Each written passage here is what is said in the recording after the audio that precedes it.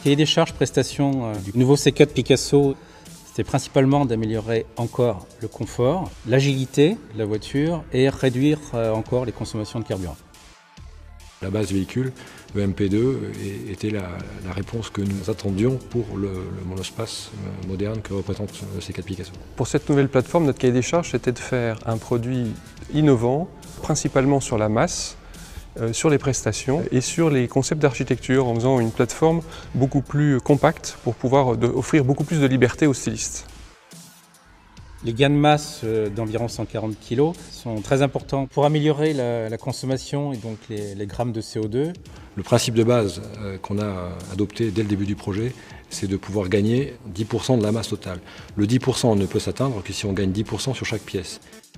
On est allé chercher des matériaux innovants. Je pense au plancher en matériaux composites.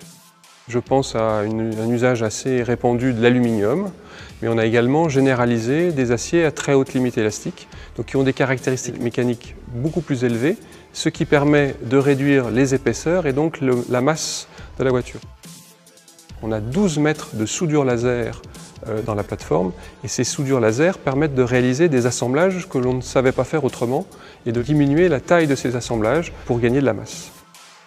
On a aussi optimisé le CO2 en travaillant l'aérodynamisme. Donc tout le soubassement est lissé avec des écrans intégralement depuis l'avant jusqu'à l'arrière. Et on a aussi mis des entrées d'air pilotées, c'est-à-dire qu'en fonction de la vitesse de la voiture, on vient ouvrir ou pas l'entrée d'air. Donc il y a des usages où on peut fermer cette entrée d'air et donc améliorer l'aérodynamisme, le SCX de la voiture. Et donc en faisant ça, on réduit la consommation.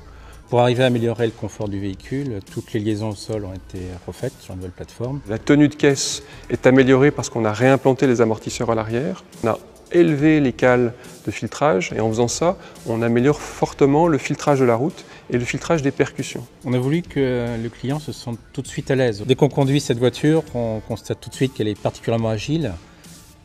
Le bloc avant a été reconçu pour permettre des débattements et des braquages améliorés, donc on gagne presque 1 mètre en rayon de braquage.